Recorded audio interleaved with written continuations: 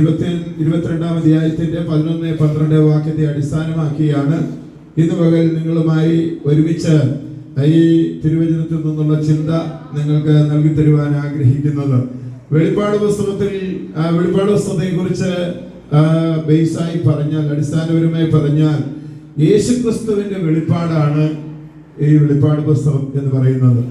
അത് എഴുതിയത് യോഹന്നാനാണ്. പുതിയ നിയമത്തിലെ ഈ വെളിപ്പാട് പുസ്തകം യോഹന്നാൻ എഴുതിയത് വലിയ കഷ്ടസങ്കീർണമായ ഒരു സാഹചര്യ മണ്ഡലത്തിലാണ്. 1-ാം അധ്യായം നിങ്ങൾ വായിച്ചു കൊള്ളണം. ഞാൻ സമ്മറിയായി പറയുകയാണ്. അവിടെ യേശുക്രിസ്തുവിന്റെ സാക്ഷ്യവും ദൈവത്തിന്റെ വചനവും നിമിത്തം, യേശുക്രിസ്തുവിനെ കുറിച്ചുള്ള സാക്ഷ്യവും ദൈവത്തിന്റെ വചനവും നിമിത്തം യോഹന്നാനെ പത്മോസ് എന്ന് പറയുന്ന ഒരു ദ്വീപിലേക്ക് റോമൻ ഗവൺമെന്റ് എന്ത് ചെയ്തു? നാട് കടത്തുവാൻ ഇടയായി തീർന്നു. അപ്പോൾ അദ്ദേഹം അങ്ങനെ നീറോയുടെ കാലത്ത് അദ്ദേഹം നാട് കടത്തപ്പെട്ടു. എന്നാൽ റോമൻ ഭരണാധികാരിയായിരുന്ന വെസ്പേഷ്യന്റെ കാലത്ത് അദ്ദേഹം തിരികെ വരുവാൻ ഇടയായി തീർന്നു. അദ്ദേഹത്തിന്റെ ജീവിതത്തിൽ ദൈവത്തിന് യോഹന്നാനോടൊരു വാഗ്ദത്തം ഉണ്ടായിരുന്നു. അവൻ ഞാൻ വരുവോളം ജീവിക്കണമെന്ന് ചിന്തിച്ചാൽ നിങ്ങൾക്ക് എന്ത് എന്ന് കർത്താവ് ചോദിപ്പാൻ ഇടയായി തീർന്നു. അവൻ മരിക്കത്തില്ല എന്നുള്ളൊരു ചിന്തയുണ്ടായിരുന്നു. കാര്യം യേശുവിന്റെ മാറോട് ചാരിയിരുന്ന 12 ശിഷ്യന്മാരിലെ ഏറ്റവും പ്രായക്കുറവുള്ള വ്യക്തിത്വമായിരുന്നു ഈ യോഹന്നാൻ എന്ന് പറയുന്ന ശിഷ്യൻ. ഈ ശിഷ്യന്റെ ഏറ്റവും വലിയ ആഗ്രഹം എന്തായിരുന്നു എന്ന് ചോദിച്ചാൽ, യേശു ഒരു ഐഹിക രാജ്യം സ്ഥാപിക്കുമ്പോൾ ആ രാജ്യത്തിൽ യേശുവിന്റെ വലത്തുവശത്ത് എനിക്ക് എന്ത് ചെയ്യണം? ഇരിക്കണം. അവന്റെ സഹോദരനായ യാക്കോബിനും ആഗ്രഹമുണ്ടായിരുന്നു, ഇടത്ത് കിട്ടിയാലും വലത്ത് കിട്ടിയാലും ഞങ്ങൾക്ക് എന്ത് ചെയ്യണം? യേശുവിന്റെ രാജ്യത്തിൽ അവരോട് ചേർന്നിരിക്കണം. ഹല്ലേലൂയ. യേശുവിന്റെ രാജ്യത്തിൽ ചേർന്നിരിക്കുവാൻ ആഗ്രഹമുള്ള എല്ലാ ദൈവമക്കളെയും ഓർത്ത് ഞാൻ ദൈവത്തിന്റെ സ്തോത്രം ചെയ്യുന്നു. ഹല്ലേലൂയ. യേശുവിന്റെ രാജ്യത്തിൽ ഇരിക്കണമെന്ന് ആഗ്രഹിച്ചവൻ യേശുക്രിസ്തുവിനെ കുറിച്ചുള്ള സാക്ഷ്യം പറയാൻ തുടങ്ങി. യേശുക്രിസ്തുവിന്റെ വചനം പ്രസ്താവിക്കാൻ തുടങ്ങി. യേശുക്രിസ്തുവിനെ കുറിച്ചുള്ള സാക്ഷ്യവും യേശുക്രിസ്തുവിന്റെ വചനവും ആ രാജ്യ അധികാരങ്ങൾക്കെതിരായി തീർന്നു. യഹൂദന്മാർക്ക് അത് വിരോധമായി തീർന്നു.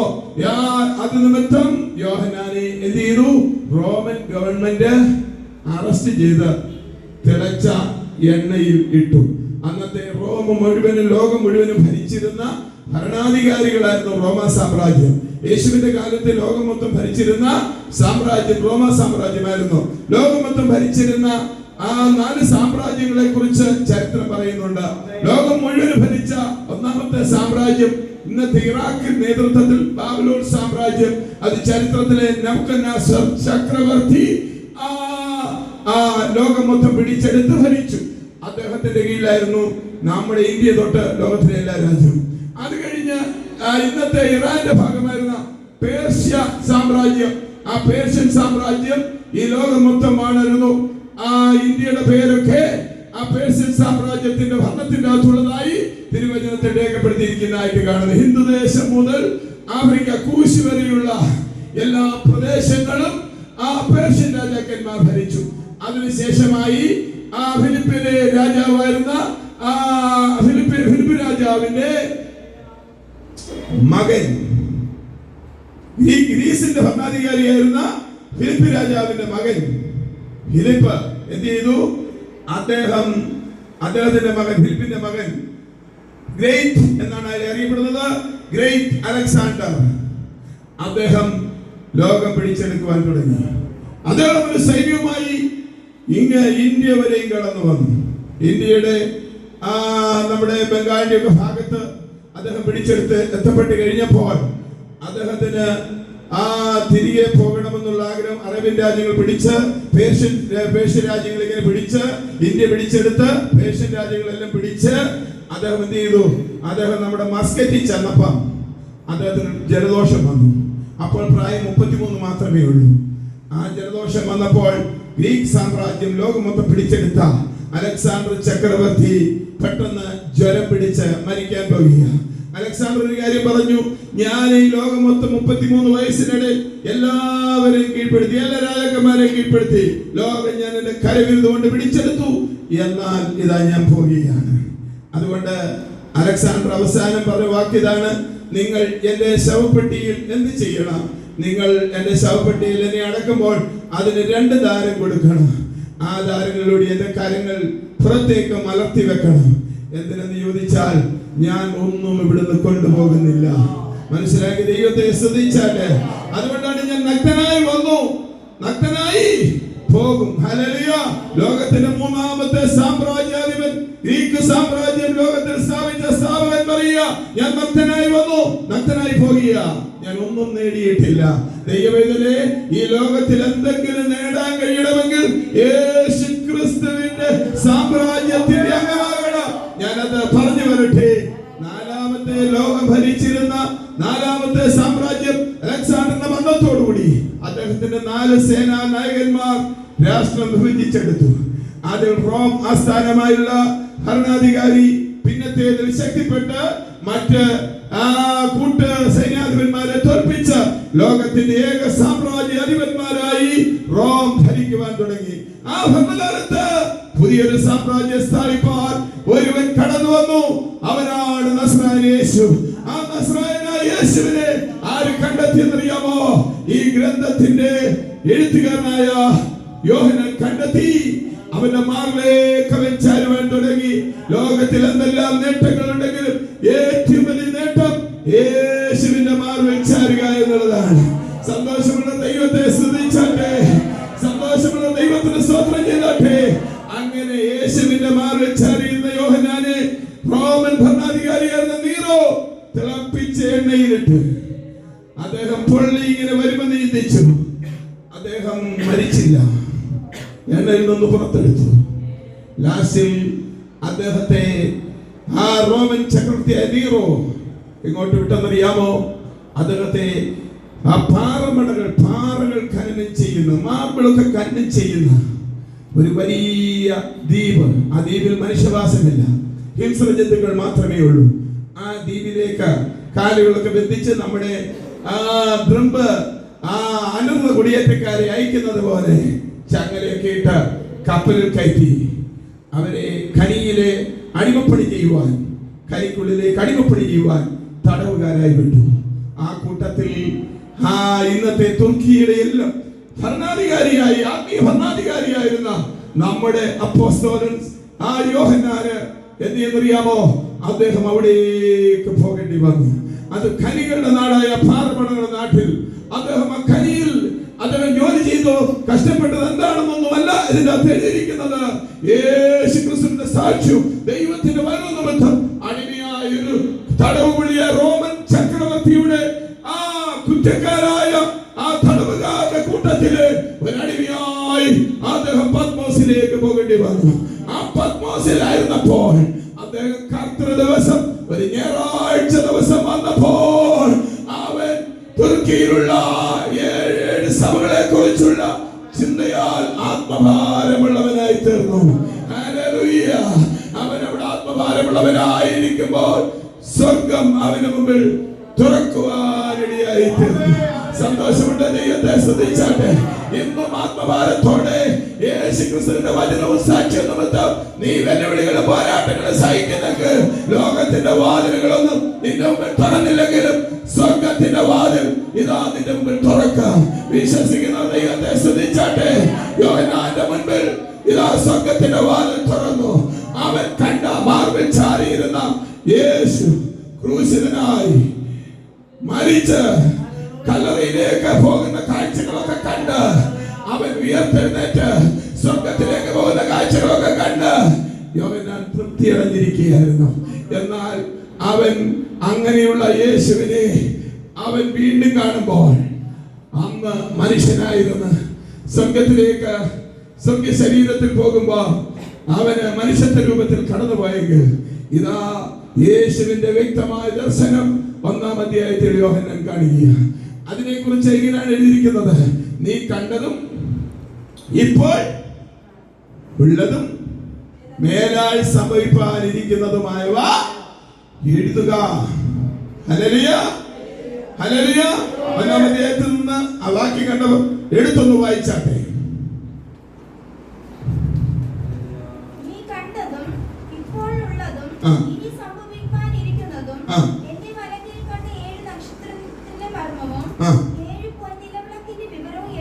ആ. 7 നക്ഷത്രം 7 സഭകളുടെ ദൂതന്മാരാകുന്നു. ആ. 7 നിലവിളക്ക് ആ. 7 സഭകളാകുന്നു എന്ന് കൽപ്പിച്ചു. അവൻ കണ്ടത് എന്താണ്? അതിന്റെ മുകളിലത്തെ വാക്യത്തിൽ പറയുന്നുണ്ട്. 1-ാം അധ്യായത്തിന്റെ 12ാമത്തെ വാക്യം തൊട്ട് താഴോട്ട് വായിക്കുമ്പോൾ അവൻ കണ്ട കാര്യം എഴുതിയിട്ടുണ്ട്. ഒന്ന് വായിച്ചു കേട്ടെ. എന്നോട് സംസാരിച്ച നാദം എന്തെന്ന് കാണേണ്ടതിന് ഞാൻ തിരിഞ്ഞു നോക്കി. അല്ലേ? 7 പൊന്നിലവിളക്കുകളുടെ നടുവിൽ നിലയങ്കി ധരിച്ച മാറത്ത് പൊൻകച്ച കെട്ടി മനുഷ്യപുത്രനോട് സാദൃശ്യനായ ഒരുവനെ കണ്ടു. അവന്റെ തലയും തലമുടിയും വെളുത്ത പഞ്ഞി പോലെ ഹിമത്തോളം വെണ്ണയും കണ്ണ് അഗ്നിജ്വാലയ്ക്കൊത്തതും കാലുലയിൽ ചുട്ടുപഴിപ്പിച്ച വെള്ളോട്ടിന് സദൃശ്യവും അവന്റെ ശബ്ദം പെരുവെള്ളത്തിന്റെ ഇരച്ചിൽ പോലെ ആയിരുന്നു. അവന്റെ വലങ്കയിൽ 7 നക്ഷത്രങ്ങൾ ഉണ്ട്. അവന്റെ വായിൽ നിന്ന് മൂർച്ചയേറിയ ഇരുവായ്ത്തലയുള്ള വാൾ പുറപ്പെടുന്നു. അവന്റെ മുഖം സൂര്യൻ ശക്തിയോടെ പ്രകാശിക്കുന്നത് പോലെ ആയിരുന്നു. അവനെ കണ്ടിട്ട് ഞാൻ മരിച്ചവനെ പോലെയായി. അവന്റെ കാൽക്കൽ വീണു. ശ്രദ്ധിക്കൂ ദൈവവേദനേ, ഇവിടുത്തെ മൈക്കലഞ്ചലോ വരച്ച ഭാവനയിലെ യേശുവിന്റെ രൂപം കത്തോലിക്ക സഭയുടെ ആൾത്താരുകളിലും അതുപോലെ അതിന്റെ കുരിശ് മൂടുകളിലും ഒക്കെ അവർ ഉണ്ടാക്കി വെക്കുമ്പോൾ ഹല്ലേലൂയ, യാക്കോബ സഭ അതിന്റെ ഫോട്ടോകളൊക്കെ വെച്ചിട്ട് ഞങ്ങൾ വിഗ്രഹത്തെ ഉണ്ടാക്കുന്നില്ല, ഞങ്ങൾ ഫോട്ടോയിൽ നോക്കുന്നേ ഉള്ളൂ എന്ന് പറയുമ്പോൾ ഞാൻ ചോട്ടെ, യേശുവിന്റെ രൂപം മൈക്കലാഞ്ചലോ വരച്ചതല്ല. മൈക്കലാഞ്ചലോ വരച്ചത് ഒരു മനുഷ്യന്റെ രൂപമാ. ആ മനുഷ്യനെ ആദ്യം വെച്ച ഒരു മുദ്രയെ വെച്ച് യേശുവിന്റെ രൂപം യവനത്തിൽ വരച്ചു. അത് കഴിഞ്ഞ് കുറെ വർഷം കഴിഞ്ഞ് യൂദായുടെ രൂപം വരയ്ക്കാൻ മൈക്കലാഞ്ചലോ കടന്നു പോകുമ്പോൾ ഒരു തടവറയിലെ പ്രിസണറിനെ കണ്ട് ആ തടവിൽ പുള്ളികളിൽ ഒരുവൻ നല്ല ഒരുവനെ യൂദായുടെ രൂപത്തിൽ വരയ്ക്കാമെന്ന് ചിന്തിച്ചു പോയി. അവിടെ ചെല്ലുമ്പോൾ യൗവനത്തിൽ യേശുവിന്റെ രൂപം വരച്ച ചെറുപ്പക്കാരൻ പിന്നത്തേതിൽ യേശുവില്ലാത്തവനായി തടവറയിൽ കിടക്കുമ്പോഴാണ് ചെല്ലുന്നത്. അദ്ദേഹം അവനെ നോക്കി യൂദായെ വരയ്ക്കാൻ തുടങ്ങിയപ്പോൾ അവൻ പറഞ്ഞു, അങ്ങ് എന്നെ യേശുവായിട്ട് ലോകത്തിന് മുമ്പിൽ വരച്ച് ഇന്ന് ഞാൻ തടവുകാരനായിരുന്നു. യേശുവിന്റെ അക്ഷരീയമായ യേശുവിന്റെ സ്വരൂപത്തോട് അക്ഷരീയമായി നാം ആ രൂപം പ്രാപിക്കുവാൻ ആഗ്രഹിച്ചാൽ നമ്മുടെ ജീവിതം ഒരിക്കലും ശുഭമായി തീരത്തില്ല. നാളെ നമ്മൾ യൂദായുടെ രൂപത്തിലേക്കായി തീരാം.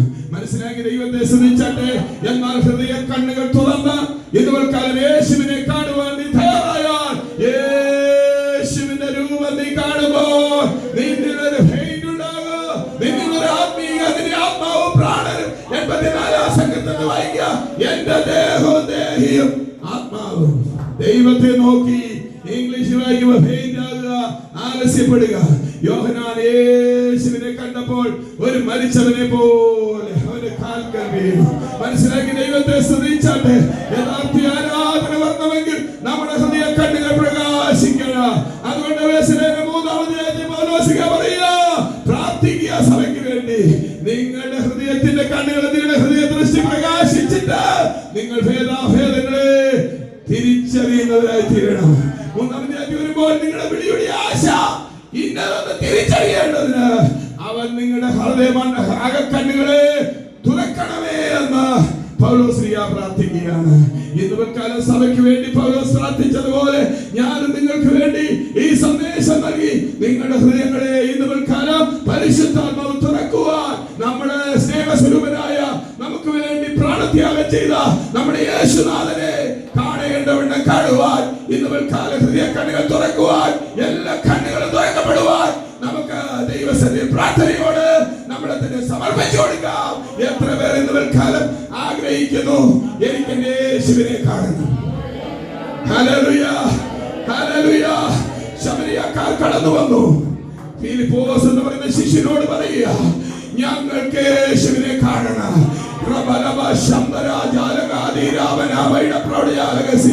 ഇന്ന് കാലം ദൈവത്തിലെ എനിക്ക് എന്റെ യേശുവിനെ കാണണമെന്ന് ആഗ്രഹമുള്ളവർ തങ്ങളുടെ കരങ്ങൾ ഉയർത്തി ദൈവത്തോട് പ്രാർത്ഥിച്ചാട്ട്, കർത്താവേ ഈ ദിവസങ്ങളിൽ എനിക്ക് ആരെ കാണണ്ട, എന്റെ യേശുവിനെ എനിക്ക് കാണണം, എന്റെ യേശുവിനെ എനിക്ക് കാണണം. മൈക്കിളഞ്ചലോയ്ക്ക് യേശുവിനെ കാണിച്ചു കൊടുക്കാൻ കഴിയത്തില്ല, എന്നാൽ പിതാവായ ദൈവം ആകർഷിച്ചിട്ടല്ലാതെ ഒരുവനും പുത്രന്റെ അടുക്കൽ വരുവാൻ കഴിയത്തില്ലെന്ന് യേശു പറവാനിടയായി തീർന്നു. ദൈവത്തിന്റെ പേരിൽ ഒരു പാസ്റ്റർക്ക് പരിശുദ്ധാത്മാവിലൂടെ യേശുവിനെ കാണിച്ചു കൊടുക്കുവാൻ പരിമിതികളുണ്ട്. എന്നാൽ യേശുവിനെ കാണുവാൻ അവരുടെ ഹൃദയ കണ്ണുകൾ തുറക്കുവാനുള്ള പ്രാർത്ഥനയും അതിനാവശ്യമായ ദൈവിക വചന സന്ദേശങ്ങൾ നൽകുവാനേ ഒരു പാസ്റ്റർക്ക് കഴിയത്തുള്ളൂ. എന്നാൽ നീ ദൈവത്തിനെ സമർപ്പിച്ചു കൊടുക്കുമ്പോൾ പിതാവായ ദൈവത്തിന്റെ ആകർഷണത്തിൽ വരുമ്പോൾ പരിശുദ്ധാത്മാവ് നിനക്ക് യേശുവിനെ വ്യക്തമായി കാണിച്ചു തരുവാനിടയായിത്തീരും. സഭയുടെ ഭരണാധികാരി ഓവർസിയറല്ല, ദേശിക ഭാഷല്ല, ലോക്കൽ ഭാഷല്ല, പരിശുദ്ധാത്മാവാണ്. മനസ്സിലാ ദൈവത്തെ സ്തുതിച്ചാട്ട് ആ പരിശുദ്ധാത്മാവിന്റെ ശുശ്രൂഷകരായ ദൈവദാസന്മാരായ ഞങ്ങൾ യേശുവിന്റെ വചനവും അവന്റെ സാക്ഷ്യവും പ്രസ്താവിക്കപ്പെടുമ്പോൾ അതിൽ വിശ്വസിക്കുന്നവർക്ക് യേശുവിനെ കാണുവാൻ കഴിയാം. എന്നവർക്കാലം എനിക്ക് എന്റെ യേശുവിനെ കാണണമെന്ന് ആഗ്രഹമുള്ള ദൈവത്തെ സ്തുതിച്ചാട്ട് അതുകൊണ്ട് പാട്ടുകാരൻ പാടുകയാണ്, എനിക്ക് എന്റെ യേശുവിനെ കണ്ടാൽ മതി, എനിക്ക് എന്റെ യേശുവിനെ കണ്ടാൽ മതി, കത്തിലെ മായ സുഖം വിട്ടാൽ മതി, എനിക്ക് എന്റെ യേശുവിനെ കണ്ടാൽ മതി, കത്തിലെ മായ സുഖം വിട്ടാൽ മതി. അടുത്തിനി പാടാൻ എന്റെ തൊണ്ട പരിമിതിയുള്ളത് കൊണ്ട് ഹല്ലേലൂയ. പരൻ ശില്പിയായി നിർമ്മിച്ച ആ ഭവനമതിൽ ചെന്ന് എനിക്ക് യേശുവിനോടുകൂടെ പാർത്താ മതി.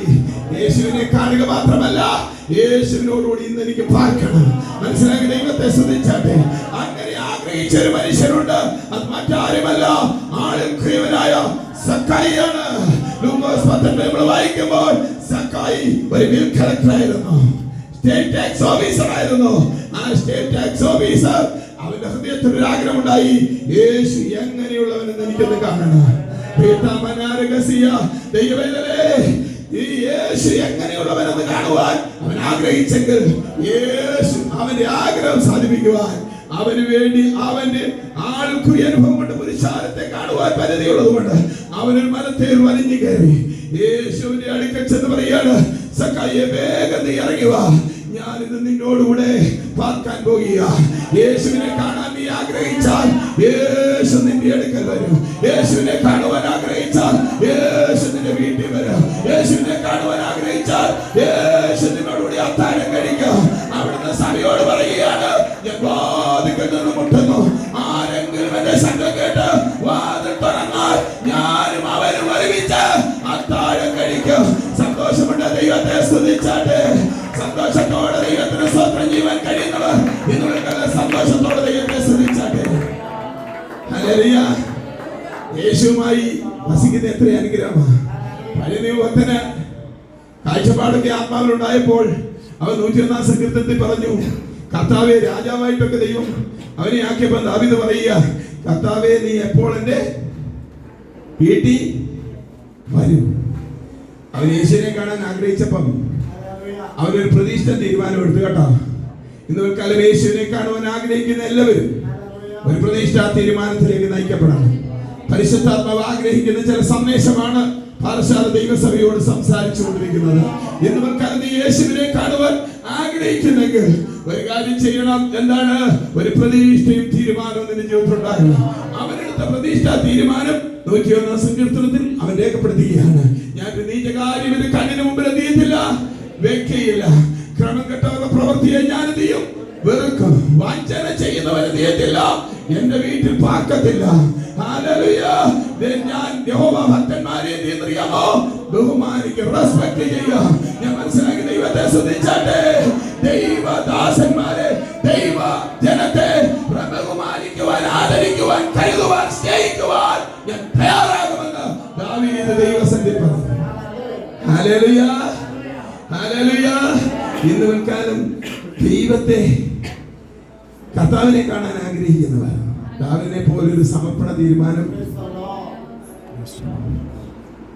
സക്കായിയെ പോലെ അവനെ കാണുവാനുള്ള ഒരു മോഹം ഉണ്ടാകണം. സന്തോഷമുള്ള ദൈവത്തെ ശ്രദ്ധിച്ചാട്ടെ, സന്തോഷമുള്ള ദൈവത്തിന് സ്തോത്രം ചെയ്താട്ടെ, സന്തോഷമുള്ള ദൈവത്തിന് സ്തോത്രം ചെയ്താട്ടെ. അങ്ങനെയെങ്കിൽ നമ്മുടെ വിഷയത്തിലേക്ക് വരാം. ലോകം ഭരിച്ച ഗ്രീക്ക് സാമ്രാജ്യാധിപൻ ഒരു പനി വന്നു പോയി. അദ്ദേഹത്തിന്റെ സേനാനായകന്മാരിൽ ഒരുത്തൻ സ്ഥാപിച്ച റോമ സാമ്രാജ്യം, ആ സാമ്രാജ്യത്തിന്റെ ഭരണകാലഘട്ടത്തിലാണ് അഞ്ചാമതൊരു സാമ്രാജ്യം സ്ഥാപിക്കാൻ ഒരുവൻ കടന്നു വന്നു. അവന്റെ പേര് നസ്രായനായ യേശു. ലോകം മുഴുവനും ഒരു സാമ്രാജ്യം സ്ഥാപിക്കാൻ ഇനിയും അൽഖയ്ദയെ കൊണ്ട് നടക്കത്തില്ല, ഹമാസിനെ കൊണ്ട് നടക്കത്തില്ല, ഹല്ലേലൂയ, ഒരു ഭീകരവാദ ഗ്രൂപ്പിനെ കൊണ്ട് നടക്കത്തില്ല. ഒരു ഇസ്ലാമിക രാജ്യം സ്വപ്നം കാണുന്നവർ ലജ്ജിതരായി തീരുകയുള്ളൂ. ഈ ലോകം മൊത്തം ഭരിക്കുന്ന ഒരു സാമ്രാജ്യം വരാൻ പോവാ. ഹല്ലേലൂയ. ആ സാമ്രാജ്യത്തിലേക്ക് ഇന്ന് വൽക്കാലം ക്ഷണിക്കുവാനാണ് പരിശുദ്ധാത്മാവ് എന്നെ നിയമിച്ചിരിക്കുന്നത്. സന്തോഷമുണ്ട് ദൈവത്തെ സ്തുതിച്ചാട്ടെ, സന്തോഷമുണ്ട് ദൈവത്തെ സ്തുതിച്ചാട്ടെ. ആ സാമ്രാജ്യത്തെ കുറിച്ചൊക്കെ വ്യക്തമായി കാണണമെങ്കിൽ ദാനിയേൽ പ്രവാചകന്റെ പുസ്തകം 2-ാം അധ്യായത്തിൽ നെബൂഖദ്നേസർ രാജാവ് 1-ാം സാമ്രാജ്യത്തിനായ നെബൂഖദ്നേസർ രാജാവ് കണ്ട ദർശനത്തെ കുറിച്ച് നിങ്ങൾ ചിന്തിക്കണം. അതിൽ തല തങ്കം കൊണ്ടുള്ള വിഗ്രഹം അത് നെബൂഖദ്നേസറിനെ കാണിക്കുന്നു. ആ നെഞ്ച് പേർഷ്യൻ സാമ്രാജ്യത്തെ കാണിക്കുന്നു പറഞ്ഞു. അത് കഴിഞ്ഞിട്ട് ഇരുമ്പ് കൊണ്ടുള്ള അര ഗ്രീക്ക് സാമ്രാജ്യത്തെ കാണിക്കുന്നു പറഞ്ഞു. അത് കഴിഞ്ഞ് കാലുകൾ രണ്ടും ദാനിയേൽ പറഞ്ഞു എന്താണ്? ആ റോമൻ ഭരണത്തിന്റെ കാലം, കാൽപ്പത്തിയുടെ കാലം വരുമ്പോൾ, കാൽപ്പത്തിയും വരുമ്പോൾ മണ്ണ് കൊണ്ടാണ് കാൽപ്പത്തി. ഒട്ട് ശക്തവും ഒട്ട് ശക്തിയില്ലാത്തതുമായ സാമ്രാജ്യങ്ങളായ ലോകം തീരും. അന്നേരം ഈ വിഗ്രഹത്തെ തകർക്കുവാൻ വേണ്ടി കൈകൊള്ളാത്തൊരു കല്ല് വരും. ആ കല്ല് വന്ന് തകർക്കപ്പെടുന്നത് കണ്ടു.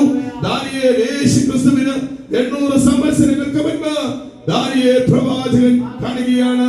കൈകൊള്ളാത്തൊരു കല്ല് വന്ന് സകലത്തെ തകർക്കാൻ പോയി. യേശു പറഞ്ഞു, ഞാൻ എല്ലാവരും തള്ളിക്കളഞ്ഞ കല്ല് മൂലക്കല്ലായി തീരുവെന്നിരിക്കുന്ന പോലെ ഞാൻ എന്റെ സഭയെ പണിയാം. പാതാള ഗോപുരങ്ങളെ ജയിക്കത്തില്ല. ക്രിസ്തു മൂലക്കല്ലായി ഒരു മന്ദിരം പണിയപ്പെടുന്നതായി കൊലോസ് ലേഖനത്തിൽ വ്യക്തമായി രേഖപ്പെടുത്തിയിരിക്കുന്നു. മനസ്സിലാക്കി ദൈവത്തെ സ്തുതിച്ചാട്ടെ. യേശു ക്രിസ്തു എന്ന അടിസ്ഥാനത്തിൽ ഇടപെടുന്ന ഒരു സൗധം ലോകം മുഴുവൻ വ്യാപിക്കാൻ പോവുക. ദൈവസഭ ലോകത്തിൽ വളരും. ഹല്ലേലൂയ. അതിന്റെ പൂർണ്ണ രൂപം വെളിപ്പെടുന്നത് എപ്പോഴാണെന്നാണ് ഈ വചനത്തിലൂടെ ഞാൻ സംസാരിക്കാൻ പോകുന്നത്. ഹല്ലേലൂയ. യേശു ക്രിസ്തു പറയുകയാണ്, ഞാൻ behold 12 വെളിപ്പാട് 22:12 behold കണ്ടാലും, ഹല്ലേലൂയ, ഇതാ എന്നാണ് മലയാളത്തിൽ എഴുതിയിരിക്കുന്നത്. അത് ഇംഗ്ലീഷ് ബൈബിളിലുള്ള ഒരു വായിച്ചാണ് behold എന്ന്. കണ്ടാലും എന്ന ഇംഗ്ലീഷിന്റെ വ്യാഖ്യാനം പറഞ്ഞത്. നിങ്ങൾ കാണുക, ഞാൻ വേഗം വരുന്നു. ഓരോരുത്തരും അവനവന്റെ പ്രവൃത്തിക്ക് തക്കവണ്ണം കൊടുക്കും.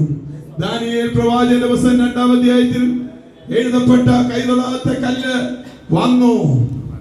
ഈ സാമ്രാജ്യങ്ങളെ തകർത്തു. ഇന്ന് റോമ സാമ്രാജ്യമില്ല, ഗ്രീക്ക് സാമ്രാജ്യമില്ല, ഇന്ന് പേർഷ്യൻ സാമ്രാജ്യമില്ല, ഇന്ന് നെബൂഖദ്നേസറിന്റെ ബാബിലോണിയൻ സാമ്രാജ്യമില്ല. എന്നതാ ഒട്ട് ശക്തിയുള്ളതും ഒട്ട് ശക്തിയില്ലാത്തതുമായ സാമ്രാജ്യങ്ങളായി ലോകം മുന്നോട്ട് നീങ്ങുമ്പോൾ ശ്രദ്ധിക്കൂ, നസ്രയനായ ഒരു രാജ്യം സ്ഥാപിക്കാം. പീലാത്തോസ് റോമൻ ഭരണത്തിന്റെ പിൻഗാമിയായിരുന്ന പീലാത്തോസ് യേശുവിനെ വിസ്തരിക്കുമ്പോൾ ചോദിച്ചു. എന്താ ചോദിച്ചത്? നീ യഹൂദന്മാരുടെ രാജാവാണോ? നീ റോമൻ കൈസർ അല്ലാതെ നീയാണ് ലോകത്തിന്റെ രാജാവാകാൻ പോകുന്നതെന്ന് നീ നിന്നെ കുറിച്ച് പറഞ്ഞോ? യേശു ഒറ്റ വാക്കിൽ പറഞ്ഞു, എന്റെ രാജ്യം ഐഹികമല്ല. എന്റെ രാജ്യം ഐഹികമായിരുന്നെങ്കിൽ ഇപ്പോൾ ഞാൻ പിതാവിനോട് പറയുമായിരുന്നു, ഒരു ലഗിയോൻ എന്ന് പറഞ്ഞാൽ അന്നത്തെ റോമന്റെ ഒരു ബറ്റാലിയൻ ദൂത സൈന്യത്തെ വിട്ടായിരുന്നെങ്കിൽ ഇവിടെ നിന്റെ മുമ്പിൽ ഞാൻ ലോകത്തിന്റെ മുമ്പിൽ മിണ്ടാതിരിക്കുന്ന കുഞ്ഞാടായിരിക്കുമെന്നുള്ള 53 പ്രവചനവർത്തിക്കായി ഞാൻ നിൽക്കേണ്ടി വരത്തില്ലായിരുന്നു. മനസ്സിലാക്കി ദൈവത്തെ സ്തുതിച്ചാട്ടെ. സന്തോഷമുണ്ട് ദൈവത്തെ സ്തുതിച്ചാട്ടെ. എന്നെയും ആ നിത്യരാജ്യത്തിലെ രാജകീയ പത്രോസ് അപ്പോസ്തലൻ പറയുന്ന പോലെ രാജകീയ പുരോഹിത വർഗമാക്കുവാൻ നസ്രയനായവൻ ഇതാ അവൻ ഭൂമിയിലേക്ക് വന്നു. യേശുവിന്റെ വരവ് 3 നിലവാരങ്ങളിൽ കാണുവാൻ കഴിയുന്നു. ഹല്ലേലൂയ. ഒന്നാമതായി യേശു ലോകത്തിന്റെ വീണ്ടെടുപ്പുകാരനായി ഈ ലോകത്തിലേക്ക് വന്നു. ആ വരവിലൂടെ നമ്മുടെ സർവ്വജനതകൾക്കും രക്ഷാപൂർത്തീകരണം അവിടുന്ന് ഒരുക്കി. ഹല്ലേലൂയ. ഇനിയും രക്ഷാപൂർത്തീകരണം പ്രാപിച്ച യേശു ഇവിടെ സ്ഥാപിച്ച തന്റെ ജനതയ്ക്ക് വേണ്ടി അവർക്ക് നിത്യരാജ്യം കൊടുക്കുവാൻ, സ്വർഗരാജ്യം കൊടുക്കുവാൻ അവർക്ക് വേണ്ടി മണവാളനായി കടന്നു വരുവാൻ പോകുക. വെളിപ്പാട് 19:8 പറയാണ്, കുഞ്ഞാടിന്റെ കല്യാണം വന്നതല്ലോ, തന്റെ കാന്തയും തന്നെത്താൻ ഒരുക്കിയിരിക്കുന്നു. സന്തോഷമുള്ള ദൈവത്തെ ശ്രദ്ധിച്ചാട്ടെ. ശുദ്ധവശുഭ്രവുമായിരിക്കുന്ന വിശേഷ വസ്ത്രം ധരിപ്പാൻ അവൾക്ക് കൃപ ലഭിച്ചിരിക്കുന്നു. ആ വിശേഷ വസ്ത്രം വിശുദ്ധന്മാരുടെ നീതി പ്രവർത്തികളത്രേ. ഹല്ലേലൂയ. സന്തോഷത്തോടെ ദൈവത്തെ സ്തുതിച്ചാട്ടെ. സഭാപ്രസംഗി 19:7-9 വാക്യങ്ങൾ നമ്മൾ ചിന്തിച്ച് അത് ധ്യാനിച്ചതാണ്. നിന്റെ വസ്ത്രം എപ്പോഴും വെണ്മയായിരിക്കട്ടെ. കുഞ്ഞാടിന്റെ രക്തത്തിൽ തങ്ങളുടെ ആങ്കി അലക്കി അലക്കുന്നവർ ഭാഗ്യവാന്മാർ. വെളിപ്പാട് പുസ്തകം 22-ാം അധ്യായത്തിൽ അതിനെക്കുറിച്ച് പറയുകയാണ്. വായിച്ചു.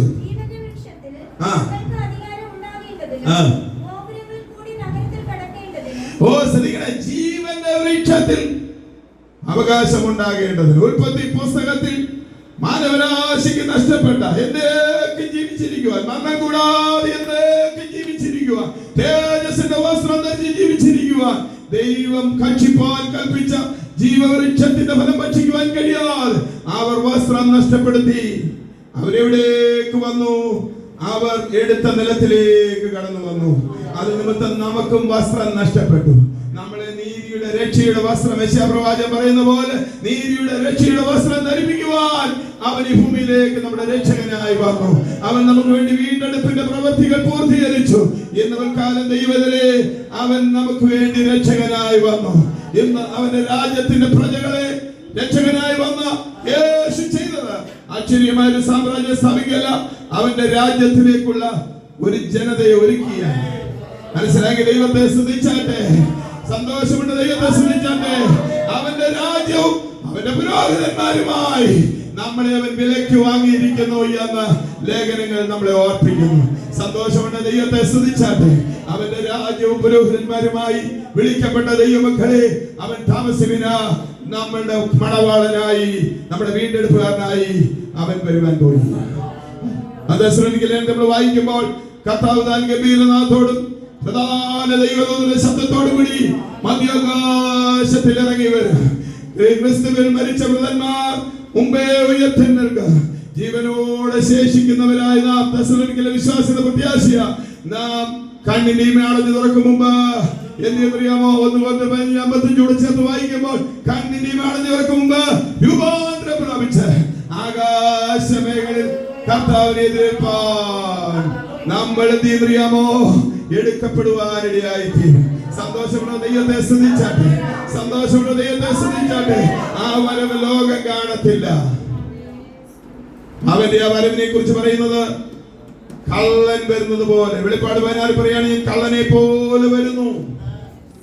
തന്റെ നഗ്നതയുടെ ലജ്ജ വെളിപ്പെടാതിരിക്കേണ്ടതില്ലേ വസ്ത്രം അലക്കി. ഹല്ലേലൂയ. വെളിപ്പാട് 3 വരുമ്പോൾ സഭയോട് പറയുമ്പോൾ നിന്റെ നഗ്നതയുടെ ലജ്ജ വെളിപ്പെടാതിരിക്കാൻ കണ്ണിനെന്ത് ചെയ്യണം? ലവോദിക്ക സഭയെ കാഴ്ച പ്രാപിപ്പാൻ, ഹൃദയം പ്രകാശിപ്പാൻ ലേപം വാങ്ങി പുരട്ടണം. ഹല്ലേലൂയ. മാത്രമല്ല നിന്റെ വസ്ത്രം അലക്കി എന്ത് ചെയ്യണം? നീ വെടിപ്പുള്ളവളായിരിക്കണം. ജീവിതത്തിന്റെ വിശുദ്ധീകരണത്തിൽ കർത്താവിന്റെ വചനത്തിന്റെ അധിഷ്ഠിതമായ ജീവിതം നമ്മൾ ചെയ്തെങ്കിൽ മാത്രമേ നമ്മുടെ ജീവിത വസ്ത്രം വിശുദ്ധമായിരിക്കത്തുള്ളൂ. നമ്മൾ കർത്താവിന്റെ വരവെങ്കിൽ മധ്യാകാശത്തിൽ എടുക്കപ്പെടുന്നു. ഹല്ലേലൂയ. സന്തോഷമുള്ള ദൈവത്തെ സ്തുതിച്ചാട്ടെ. നമ്മുടെ കർത്താവ് മണവാളനായി വരുമ്പോൾ മധ്യാകാശത്തിൽ നമ്മളും കർത്താവും ഒരുമിച്ച് വസിക്കുന്ന കാലം. ഹല്ലേലൂയ. ആ കാലം ഭൂമിയിൽ പീഡനകാലമാണ്. അതിന് മഹോപദ്രവ കാലമെന്ന ഈ ഭൂമിയിൽ സാത്താൻ അറിയാമോ? വിശുദ്ധ സഭയെ പരിശുദ്ധാത്മാവ് മധ്യാകാശത്തിലേക്ക് രൂപാന്തരപ്പെടുത്തി ഈ ക്രിസ്തുനാഥന്റെ വേളി എന്നുള്ള ഒരു ആലങ്കാരിക ഭാഷയാ. ഒരു പുരുഷന്റെ സ്ത്രീയെ വിവാഹം കഴിക്കുന്നതോടുകൂടി അവന്റെ ഭാഗമായി, അവന്റെ ശരീരത്തിന്റെ ഭാഗമായി തീരുന്നത് പോലെ ക്രിസ്തുവിന്റെ ശരീരത്തിന്റെ ഭാഗമായി നമ്മൾ മധ്യാകാശത്തിൽ ആയിത്തീരുന്ന അവസ്ഥ. ആ സമയത്ത് നമ്മുടെ 2 കൊരിന്ത്യർ 5-10 സംഭവം നടക്കും. അവനവൻ ശരീരത്തിൽ ചെയ്തത് നല്ലതാകലും തീയതാകലും തക്കത് പ്രാപിപ്പാൻ ക്രിസ്തുവിന്റെ ന്യായാസനം അവിടെ ഇടും. അവിടെ വെച്ച് തന്റെ വിശുദ്ധന്മാർക്ക് പ്രതിഫലങ്ങൾ കൊടുക്കും. ഇന്ന് യോഹന്നാനെ പോലെ ഈ ലോകത്തിൽ യേശു ക്രിസ്തുവിന്റെ വചനവും സാക്ഷ്യം നിമിത്തം ഉപദ്രവിക്കപ്പെടുന്നവർ, നിന്ദിക്കപ്പെടുന്നവർ, അപമാനിക്കപ്പെടുന്നവർ, പരിഹസിക്കപ്പെടുന്നവർ, അവർക്ക് അവിടെ വെച്ച് എന്ത് അറിയാമോ? തേജസ്സിന്റെ കിരീടം, വാടാത്ത കിരീടം, പൊൻകിരീടം, തങ്ക കിരീടം, ഹല്ലേലൂയ, അങ്ങനെ കിരീടങ്ങളുടെ പട്ടികൾ കൊടുത്ത് അവർ സൂര്യനെ പോലെ, ചന്ദ്രനെ പോലെ, നക്ഷത്രങ്ങളെ പോലെ അവർ പ്രകാശിതരായി തീരുന്ന ആ പ്രകാശതുല്യമായ 1 കൊരിന്ത്യർ പറയുന്ന ആ രോഗപീഠകളില്ലാത്ത പ്രകാശത്തെക്കാൾ വേഗത്തിൽ സഞ്ചരിക്കാവുന്ന വസ്തുമയമായ ഇതിനുള്ളിൽ കലവാതിലുകളില്ലാതെ കടന്നു വന്ന് യേശു ചെയ്തതുപോലെ 12 പ്രത്യക്ഷതകൾ ചെയ്തതുപോലെ ശരീരത്തോടെ, സ്ഥൂലമായ ശരീരത്തോട് കടന്നു വന്ന് പ്രത്യക്ഷപ്പെടുവാൻ കഴിയുന്ന സ്വർഗീയ ശരീരത്തിലായിക്കൊണ്ട് സ്വർഗീയ കിരീടധാരികളായി നമ്മൾ മധ്യാകാശത്തിലായിരിക്കുന്ന അവസ്ഥ. ഭൂമിയിലെ പീഡനകാലം കഴിഞ്ഞാൽ അന്തിക്രിസ്തു ലോകജനത്തെ പീഡിപ്പിക്കും. ഇന്നത്തെ യഹൂദന്റെ ദേവാലയം പണിയപ്പെടാൻ പോവുകയാണ്. അതുകൊണ്ട് ഇസ്രായേൽ വിസ്താരപ്പെടാൻ പോവുകയാണ്. താമസിക്കുന്ന ജെറുസലേമിൽ ഒരു ആരാധന വെളിപ്പെടാൻ പോവുകയാണ്. അതിന്റെ യാഗത്തിനായി ചുമന്ന പശുക്കിടാക്കളെ ജെറുസലേമിൽ ജനിച്ചു. ചുമന്ന പശുക്കിടാവിനെ ജനിച്ചതാണ് ഹമാസിനും ഇറാനുമുള്ള വിഷമം. യഹൂദൻ യാഗപീഠം പണിയും, അതിൽ ചുമന്ന പശുക്കിടാക്കളെ എന്ത് ചെയ്യാൻ പോവാ? അറക്കാൻ പോവാ. അവിടെ ആരാധന യഹൂദന്റേത് ആരംഭിച്ചു കഴിഞ്ഞാൽ, അവരുടെ ദേവാലയം യഹൂദൻ കരസ്ഥമാക്കി കഴിഞ്ഞാൽ, ഹല്ലേലൂയ, അവരുടെ ആരാധന യെരൂശലേമിൽ നിന്ന് മാറ്റപ്പെടാൻ പോവുകയാണ്. ഇതിനെതിരെ അന്തിക്രിസ്തു ഉപായരൂപേണ തുർക്കിയിൽ നിന്നോ സിറിയയിൽ നിന്നോ ഒരുവൻ എന്ത് ചെയ്യുന്നറിയാം? ഉപായരൂപേണ ഈ ലോകം അള്ളാഹുവിന്റെ രാജ്യമാക്കുവാൻ നിങ്ങളെ കൊല്ലുന്നവർ ദൈവത്തിന് ബലി കൊടുക്കുന്നു എന്ന് പറയുന്ന കാലം വരുന്നു എന്ന് യേശു പറഞ്ഞെങ്കിൽ എന്ന് പറഞ്ഞാൽ ഒരു ഭരണാധികാരി എവിടെ വരും? ഇസ്രായേലിനെതിരെ വരും. അവൻ ഉപായത്തോട് 3 വർഷം നിൽക്കും. 3.5 വർഷം കഴിയുമ്പോൾ അവൻ നിയമം കഠിനമാക്കും. അവൻ ഇസ്രായേലിനെതിരെ യുദ്ധം പ്രഖ്യാപിക്കും. ഇസ്രായേൽ മരുഭൂമിയിലേക്ക് ഓടിപ്പോകും. അവന്റെ നിലവിളിയുടെ മുൻപിൽ ഇതാ കുത്തിരിക്കലേക്ക് അവർ നോക്കുന്ന സക്രിയപുരത്തിലിരിക്കുന്ന പോലെ ഇതാ വെളിപ്പാട് 1:7 ഇതാ ഞാൻ മേഘാരൂഢനായി വരുന്നു, ഏത് കടം എന്നെ കുത്തി തുളച്ചവരെ കാണും. ആ കാഴ്ച വിശുദ്ധന്മാർ കാണുന്ന കാഴ്ചയല്ല. യേശു ക്രിസ്തു തന്റെ വിശുദ്ധന്മാരുമായി ഈ ഭൂമിയെ ഭരിക്കുവാൻ സ്വർഗീയ പ്രതിഫലവും സ്വർഗീയ ശരീരവും പ്രാപിച്ച വിശുദ്ധന്മാർ ഭൂമിയിലേക്ക് കടന്നു വരുമ്പോൾ വെളിപ്പാട് 19 സംഭവം നടക്കാൻ പോവാ. അതാ യോഹന്നാൻ കണ്ട യേശുവിനെ കുറിച്ചുള്ള പ്രവചനം 1-ാം അധ്യായത്തിൽ വായിച്ചു. യോഹന്നാൻ കണ്ടതെന്താ? ന്യായാധിപനായ യേശു, മാറത്ത് വെങ്കച്ച് കെട്ടി വെള്ളോടിന് സദൃശമായ ചുട്ടുപഴുത്ത കാലുള്ള ആ തലയിൽ വെണ്മയാണ് തൊപ്പി വെച്ച ബ്രിട്ടീഷ് ന്യായാധിപന്മാരുടെ വസ്ത്രധാരണം എങ്ങനാ? അതേ ന്യായാധിപന്റെ രൂപത്തിൽ ആര് വന്ന് നിൽക്കുകയാണ്? യേശു ന്യായാധിപനായി വരികയാണ്. അങ്ങനെയെങ്കിൽ യേശുവിന്റെ 3ാമത്തെ വരവ് അവൻ ന്യായാധിപനായി വരികയാണ്. ലോകത്തെ നീതിയോടെ ന്യായത്തോടെ വിധിക്കും. അവന്റെ വായിൽ നിന്ന് വെളിപ്പാട് 19 വായിക്കുമ്പോൾ 20 വാൾ പുറപ്പെടുന്നതായി 1-ാം അധ്യായത്തിൽ യോഹന്നാൻ കണ്ടെങ്കിൽ അവന്റെ വായിൽ നിന്നുള്ള ഈ വചനത്താൽ അവൻ സകല സാമ്രാജ്യങ്ങളെ തകർത്തുകൊണ്ട് ഈ ലോകത്തിന്റെ സകല ബോംബുകളും, ആറ്റം ബോംബും, മിസൈലും എല്ലാം യേശുവിന്റെ ശബ്ദത്തിൽ താഴ്ന്നു പോകും. ഇസ്രായേൽ ജനത്തിന് ബോഡിയടക്കുവാൻ 7 മാസം വേണ്ടി വരുമെന്ന് എഴുതി വെച്ചിരിക്കുക. കുതിരയുടെ കടിവാളോളം ഉയരത്തിൽ രക്തം പുഴകൾ ഒഴുകാൻ പോകുക. അതാണ് ഇനി നടക്കാനിരിക്കുന്ന വലിയൊരു യുദ്ധം. ആ യുദ്ധത്തിന്റെ നായകൻ ബോംബറുമായിട്ടല്ല വരുന്നത്. യേശു തന്റെ സ്വർഗീയ സൈന്യത്തിന്റെ അംഗീകാരത്തോട് വെളിപ്പാട് 19:7 വായിച്ചോണം. അവൻ കടന്നു വരുമ്പോ 11 വായിച്ചോണം. അവൻ കടന്നു വരാൻ പോവാ. അതിനു മുമ്പ് 7-8 അവന്റെ കല്യാണം നടക്കും മധ്യാകാശത്തിൽ വെച്ച്. അവന്റെ മണവാട്ടിയായി നമ്മൾ കർത്താവിനോട് ഒരുമിച്ച് ഭൂമിയിലേക്ക് വരുമ്പോൾ ഈ ഭൂമിയുടെ അധികാരം യേശു കർത്താവ് ഏറ്റെടുക്കും. വെളിപ്പാട് 22 പറയുന്ന പോലെ 21 പറയുന്ന പോലെ കുഞ്ഞാടിന്റെ മണവാട്ടിയെ ഞാൻ കാണിച്ചു തരാം. വെളിപ്പാട് 21:3 വായിച്ചു. വെളിപ്പാട് 21:3 വായിച്ചു. വേഗം വായിക്കണം. യെസ്, ഇതാ മനുഷ്യരോടുകൂടെ ദൈവത്തിന്റെ കൂടാരം, അവൻ അവരോടുകൂടെ വസിക്കാം.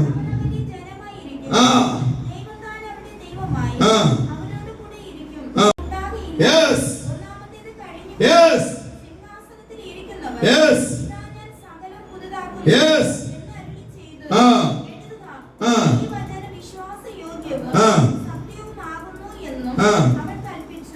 രണ്ടാം വാക്യം നമ്മൾ വായിക്കുന്നത് 22 വാക്യം, ഭർത്താവിന് വേണ്ടി അലങ്കരിക്കപ്പെട്ടിരിക്കുന്ന മണവാട്ടിയെ പോലെ.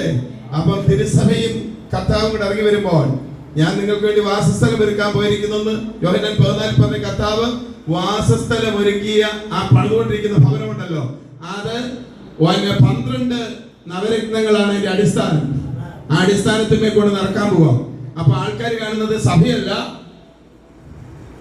യോഹന്നാനെ കാണിച്ചു കൊടുക്കുക. യോഹന്നാനെ കണ്ടു, ഇതാ ഒരു സൗധം വരാൻ പോകും. ഭർത്താവിന് വേണ്ടി അലങ്കരിച്ചിരിക്കുന്ന മണവാട്ടിക്ക് വേണ്ടി താമസിക്കാനുള്ള സൗധം, അത് ജെറുസലേമിലേക്ക് വരും. ഒരു മല രണ്ടായി കർത്താവിനെ കാൽ ചവിട്ടുമ്പോൾ പിളർക്കും, വലിയൊരു താഴ്വര ഉണ്ടാകും. അവിടെ കർത്താവ് നവരത്നങ്ങൾ കൊണ്ടുള്ള അടിസ്ഥാനത്തിന്മേൽ സ്വർഗീയ ജെറുസലേം പണിയും. പിന്നെ മന്ത്രം വേണ്ട കേട്ടോ. അതാ നമ്മൾ 23 വായിച്ചേ. സകലതും 22:1 സകലതും അവൻ പുതിയതാക്കുന്നു. ഞാൻ പുതിയ ആകാശം പുതിയ ഭൂമി കണ്ടു. ഈ ഭൂമി ഇതിന് മേലടി മുഴുവനും അഗ്നിയാൽ ശുദ്ധീകരിക്കപ്പെടും. ഈ ആകാശം പേപ്പർ ചുരുള് പോലെ മാറിപ്പോകും. കർത്താവ് തന്റെ വിശുദ്ധന്മാരുമായി എന്നടത്തി എന്നേക്കും വാഴും. ഭൂമിയിലെ ഈ 1000 വർഷത്തെ സഹസ്രാബ്ദ ഭരണം ആരംഭിക്കും. 1000 ആഴ്ച ഭരണത്തിൽ വെളിപ്പാട് 20-ാം അധ്യായത്തിൽ കുറിച്ച് പറയുന്നു. 1000 ആണ്ട് ഭൂമിയെ കർത്താവ് വാഴും. ആ വാഴുമ്പോൾ വിശുദ്ധന്മാർ മന്ത്രിമാരും പ്രമുഖന്മാരുമായിരിക്കും. അതുകൊണ്ടാണ് ദൈവസഭ രാഷ്ട്രീയ പാർട്ടി പോകാത്തത്, രാഷ്ട്രീയ പാർട്ടിയുടെ അംഗത്വം എടുക്കാത്തത്. ക്രിസ്തു രാജ്യം സ്ഥാപിക്കാൻ ഒരു അച്ഛനോ തിരുമേനിയോ സൈന്യത്തെയോ പോലീസിനെയോ ഒരുക്കാത്തത്, ക്രിസ്തു രാജ്യത്തിന് വേണ്ടി ഒരു യുദ്ധം ചെയ്യാത്തത്. നസ്രായൻ പറഞ്ഞു, നിങ്ങൾ യുദ്ധം ചെയ്തൊരു രാജ്യം സ്ഥാപിക്കണ്ട, സകല മനുഷ്യരെ ജാതി വർഗ വർണ്ണ വ്യത്യാസം കൂടാതെ സകല ഭൂവാസികളുമായുള്ളവരെ എങ്കിലേക്ക് വരുവീൻ എന്ന് പറഞ്ഞുകൊണ്ട് കാൽവരുടെ കുലബലത്തിൽ 3 ആണികളിൽ ക്രൂശിതനായവൻ പറയുക, ഞാൻ നിങ്ങൾക്കൊരു രാജ്യം ഒരുക്കാൻ പോകുകയാണ്. ഞാൻ നിങ്ങൾക്കൊരു രാജ്യം ഒരുക്കി ഞങ്ങളെ മണവാട്ടിയായി ഞാൻ നിങ്ങളെ ഇരുത്താം. എന്റെ അപ്പോസ്തലന്മാരെ, നിന്നെ ഇന്ന് പത്മോസിലേക്ക് നാടുകളെത്തി നീ അടിമയായി നിൽക്കുന്നെങ്കിൽ നീ ഉൾപ്പെടെയുള്ള എന്റെ സ്ത്രീകന്മാർ 12 പേര് 12 കാവൽ പുരകളിൽ അടിസ്ഥാനങ്ങളിൽ നിൽക്കുന്ന അധികാരികളായി മാറും. ഹല്ലേലൂയ. പഴയ നിയമ ഇസ്രായേൽ ഗോത്രത്തിന്റെ 12,000 ആ 12 ഗോത്രത്തിന്റെ 12 അപ്പോസ്തലന്മാർ മാറ്റി 12 ഗോപുരങ്ങളുടെ അധികാരിയായി തീരും. അങ്ങനെ 24 മൂപ്പന്മാർ തങ്ങളുടെ കിരീടങ്ങളെ താഴെയിട്ട് സ്വർഗത്തിലെ ആരാധന ഇതാ വെളിപ്പെടാൻ പോകുക. നമ്മുടെ ഇവിടുത്തെ ആരാധന നമ്മൾ മനുഷ്യരായതുകൊണ്ട് നമ്മൾ ഇന്ന് പരിശുദ്ധാത്മാവിൽ നിൽക്കുമ്പോൾ ബലഹീനതയുള്ള പോരായ്മകളുമുണ്ട്. എന്നാൽ സ്വർഗീയ ആരാധനയെ കുറിച്ച് വെളിപ്പാട് ദിവസം 5-ാം അധ്യായത്തിൽ എഴുതിയിരിക്കുക, കുഞ്ഞാടേ നീ ഞങ്ങൾക്ക് വേണ്ടി അറുക്കപ്പെട്ടു. ഗോത്രമെന്ന ഭാഷയെന്ന ജാതിയെന്ന വംശമെന്ന നിനക്കായി നീ ഞങ്ങളെ വിലയ്ക്ക് വാങ്ങി. സന്തോഷമുള്ള ദൈവത്തെ ശ്രദ്ധിച്ചാട്ടെ. വിശുദ്ധന്മാരുടെ ആരാധന സ്വർഗത്തിൽ നടക്കാൻ പോവുക. ആ സ്വർഗം ഭൂമിയിലേക്ക് വരാൻ പോവുക. ഇതാ യേശു ലോകത്തിന്റെ രാജാവായി വരാൻ പോവുക. അപ്പൊ നമ്മൾ ചിന്തിച്ചു, യേശു രക്ഷകനായി വന്നു. 2 യേശു മണവാളനായി വരുന്നു. സഭ മധ്യാകാശത്തിൽ എടുക്കപ്പെട്ടതിന് ശേഷം യേശു രാജാവായി ഭൂമിയെ ഭരിക്കും. 1000 ആണ്ട് പീലാത്തോസ് ഉൾപ്പെടെ യേശുവിനെ ക്രൂശിച്ച സകല കണ്ണുകളും കാണുന്ന ദിവസമുണ്ട്. ഹല്ലേലൂയ. ഫിലിപ്പിയ ലേഖനത്തിൽ പറയുകയാണ്, എല്ലാ മുഴങ്കാലും അവന് മടങ്ങും. ഹല്ലേലൂയ. സന്തോഷമുണ്ട്. ദൈവത്തെ സ്തുതിച്ചാട്ടെ. ഹല്ലേലൂയ. എല്ലാ മുഴങ്കാലും, ഓ മോദിയുടെ മുഴങ്കാലം അവന്റെ മുമ്പിൽ മടങ്ങും.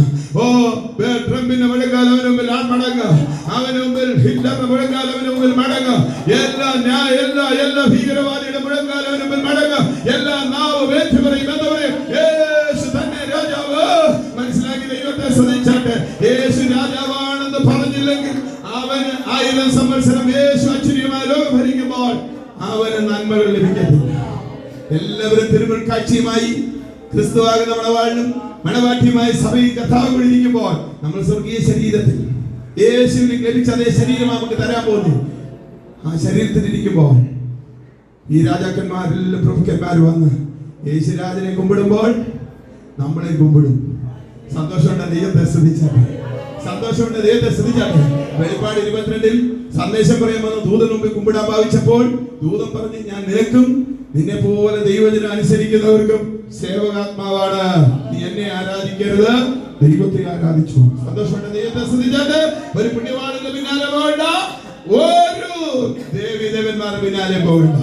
നീ യേശുവിന് ആരാധന കൊടുക്കൂ, യേശുവിനോട് പിതാവായ ദൈവത്തിന് ആരാധന കൊടുക്കൂ.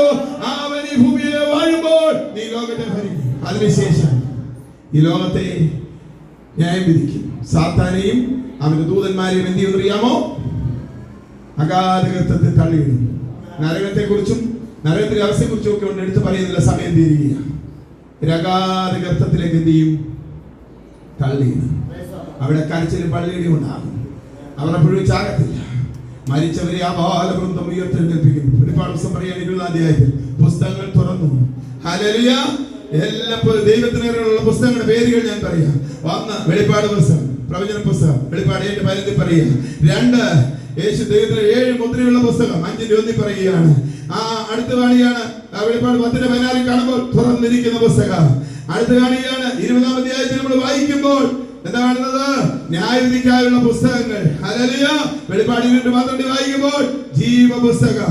അപ്പൊ ഈ ജീവപുസ്തകത്തിൽ പേര് കാണാത്ത എവരെയും ഗന്ധകത്തുനിന്ന് തള്ളിയിടും. ദൈവത്തിനെ നീ എന്ന യേശുവിനെ രക്ഷകനായി സ്വീകരിച്ച് അവന്റെ കൽപ്പനകൾ അനുസരിച്ച് അവന് വേണ്ടി ഒരു വചനവും അവന്റെ സാക്ഷ്യം നിമിത്തം കഷ്ടം സഹിച്ചാൽ അവനോടുകൂടെ നീ വാഴുവാനിടയായി തീരും.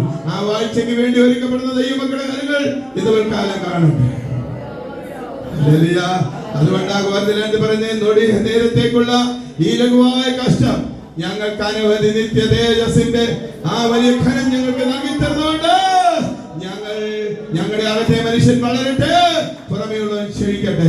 യേശുവിന് വേണ്ടി കഷ്ടത അനുഭവിപ്പാൻ, യേശുവിന് വേണ്ടി നിന്ദകൾ അനുഭവിപ്പാൻ, യേശുവിന് വേണ്ടി അവമാനം അനുഭവിപ്പാൻ തയ്യാറാകുന്ന രക്തസാക്ഷികൾക്ക് വേണ്ടി ഇതാ ജീവകിരീടം കർത്താവ് സ്വർഗ്ഗത്തിൽ ഒരുക്കിയിട്ടുണ്ട്. അവന് വേണ്ടി അവന് വയനാട് സാക്ഷ്യം നിമിത്തം കഷ്ടപ്പെടുന്ന തന്റെ വിശുദ്ധന്മാർക്ക് വേണ്ടി ദേശത്തിന്റെ വാടാത്ത കിരീടം നൽകുന്ന ദിവസമുണ്ട്. അവന് വേണ്ടി വിശുദ്ധരോട് ജീവിക്കുന്ന നമുക്ക് വിശുദ്ധ സഭയ്ക്ക് വേണ്ടി തങ്ക കിരീടം അവിടെ ഒരുക്കുന്നുണ്ട്. സന്തോഷമുണ്ട് ദൈവത്തെ സ്തുതിച്ചാട്ടെ, സന്തോഷമുള്ള ദൈവത്തെ സ്തുതിച്ചാട്ടെ, സന്തോഷമുള്ള ദൈവത്തെ സ്തുതിച്ചാട്ടെ, സന്തോഷമുള്ള ദൈവത്തിന് സ്തോത്രം ചെയ്താട്ടെ. അതുകൊണ്ട് കർത്താവ് പറയാ, ബിഹോൾഡ്, കണ്ടാലും ഞാനിതാ വരുന്നു. എന്റെ കയ്യിൽ പുസ്തകങ്ങളുണ്ട്, ഓരോരുത്തരുടെ പ്രവൃത്തികൾ ഞാൻ കുറിച്ചു വെച്ചിട്ടുണ്ട്. പ്രവൃത്തിക്ക് കടുത്ത ന്യായവിധി ഞാൻ തരാൻ പോകുക. കൂലി അവന്റെ പക്കലുണ്ട്, പ്രതിഫലം അവന്റെ കയ്യിലുണ്ട്. മനസ്സിലാ ദൈവത്തെ സ്തുതിച്ചാട്ടെ. നമ്മുടെ കണ്ണുകൾ അടയ്ക്കാൻ നമുക്ക് പ്രാർത്ഥിക്കാം.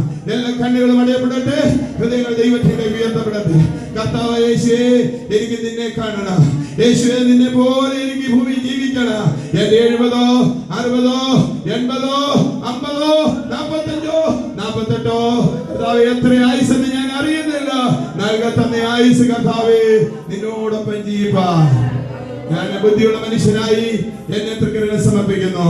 കർത്താവേ, നിന്റെ അടുക്കലേക്ക് വരുവാൻ സഖായിയെ പോലെ എനിക്ക് ആഗ്രഹമുണ്ട്. കർത്താവേ, ദാവീദിനെ പോലെ ഞാൻ സമർപ്പണ തീരുമാന പ്രതീക്ഷയോട് അടുത്ത് വരുന്ന കർത്താവേ, നിന്നെ കാണുവാൻ, നീ എന്നോടുകൂടെ പാർക്കുവാൻ തടസ്സമായുള്ള എന്റെ ജീവിതത്തിന്റെ സകല കുറവുകളെയും ബലഹീനതകളെയും തൃക്കരങ്ങളിൽ കർത്താവേ ഞാൻ തിരുമേനിയുടെ രക്തത്തിൽ കഴുകിക്കൊണ്ട് എന്നെ തന്നെ ശുദ്ധീകരിച്ചുകൊണ്ട് തിരുമേനിയുടെ സഹവാസത്തിനായി എന്നെ സമർപ്പിച്ചിരുന്ന കർത്താവേ, അവനോട് വചനത്തോടുകൂടിയ ജലസ്നാനത്താൽ കരയും ചുടുക്കവും വാട്ടും മാലിന്യമില്ലാത്ത ഒരു മണവാട്ടിയായി ഒരുക്കുന്നു എന്ന് എഫേസ്യർ 5 എഴുതിയിരിക്കുന്ന പോലെ വചനത്തോട് വചനം ഏറ്റെടുത്തുകൊണ്ടുള്ള സ്നാനം, വചനം ഏറ്റെടുത്തുകൊണ്ടുള്ള തിരുമേശ കഴിഞ്ഞ ദിവസം പ്രസംഗിച്ചതുപോലെ നാം അനുഭവിച്ചുകൊണ്ട് അവന്റെ മണവാട്ടിയാകുവാൻ തയ്യാറുണ്ടോ?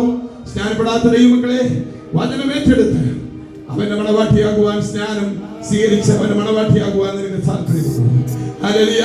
പാപത്തിന് മരിച്ച് നീതിക്കായി ജീവിക്കുന്നുള്ള ദൈവത്തോട് ചെയ്യുന്ന അനിശ്ചിതമായ ഉടമ്പടി ചെയ്യുവാൻ എത്ര പേരെന്ന് പിൽക്കാലം തയ്യാറാകും? ഹല്ലേലൂയ. അവരുടെ കരങ്ങൾ ഉയർത്തി ദൈവത്തിനെ സമർപ്പിക്കട്ടെ. നിങ്ങൾ ആരും സ്തോത്രം ചെയ്യണ്ട, എല്ലാവരും തങ്ങളെ തന്നെ സമർപ്പിക്കട്ടെ. ഹല്ലേലൂയ. കർത്താവേ, എന്റെ ഈ വസ്ത്രം കുഞ്ഞാടിന്റെ രക്തത്തിൽ ഞാൻ കഴുകുന്നു. ഹല്ലേലൂയ. ഞാൻ ശുദ്ധീകരണം പ്രാപിക്കാനുള്ളവരോട് ശുദ്ധീകരണം പ്രാപിക്കുവാൻ തയ്യാറാണ്. ഞാൻ നിന്നെ പ്രാപിക്കാൻ താല്പര്യമുള്ളവരോട് ഞാൻ നിന്നെ പ്രാപിക്കാൻ തയ്യാറാണ്. എനിക്ക് യേശുവേ നിന്നെ കാണണം. സക്കായി പറഞ്ഞു, കർത്താവേ നീ എന്റെ വീട്ടിൽ വരുമെന്ന് കേട്ടപ്പോൾ പറയുക, ഞാൻ എന്റെ ബിൽ ടാക്സ് ഓഫീസറായി സേവനം ചെയ്യുമ്പോൾ എന്റെ നേടിയ സ്വത്തിന്റെ പകുതി ഞാൻ അനാഥർക്കും വിധവകൾക്കും കൊടുക്കും. ഹല്ലേലൂയ. അന്യായമായി വാങ്ങിച്ചതിന് 5 ഇരട്ടി ഞാൻ തിരികെ കൊടുക്കും. യേശുവേ, നീ വരുവാൻ തടസ്സമായതൊന്നും എന്റെ വീട്ടിൽ കാണുകയില്ല. യഥാർത്ഥ മാനസാന്തരത്തെ കുറിച്ച് യേശു പറഞ്ഞ കാര്യമാണല്ലോ. ദൈവത്തിലെ സക്കായി അതൊരു ചരിത്ര സംഭവമാണല്ലോ. ആ സ്റ്റേറ്റ് ടാക്സ് ഓഫീസർ അങ്ങനെ തീരുമാനമെടുത്ത് യേശുവിനോടുകൂടെ ഭക്ഷിച്ച് പാനം ചെയ്തപ്പോൾ യഹൂദന്മാർ പരിഹസിച്ചു. ഭാവികളോടുകൂടി തിന്നാനും കുടിക്കാനും തിന്നനും കുടിയനുമായി യേശു പോയെന്ന്. യേശു ഇന്ന് ഒരു കാലം അവരോട് പറഞ്ഞു, എടാ കുഞ്ഞെ, പരിഹാസവും നിന്നെയും കേട്ട് നീ വിഷമിക്കണ്ട. നിന്റെ വീടിന് സമാധാനം വന്നിരിക്കുന്നു, നിന്റെ വീടിന് രക്ഷ വന്നിരിക്കുന്നു, നിന്റെ തലമുറയ്ക്ക് രക്ഷ വന്നിരിക്കുന്നു. ഇന്ന് കാലം ലോകത്തിനെ നിന്ദിക്കട്ടെ, ലോകത്തിനെ പരിഹസിക്കട്ടെ, ലോകത്തിനെ അപമാനിക്കട്ടെ, എല്ലാ കണ്ണുകളും നിന്നെ വിടക്കം നിന്നട്ടെ. യേശു നിനക്ക് രക്ഷ വരുവാൻ അവൻ കടന്നു വന്നിരിക്കുന്നു. അവൻ വിളിക്കുന്നു, ഇതാ കുഞ്ഞാടിന്റെ കല്യാണം വന്നിരിക്കുന്നു. തന്റെ കാന്തേ ഒരുക്കപ്പെടുക.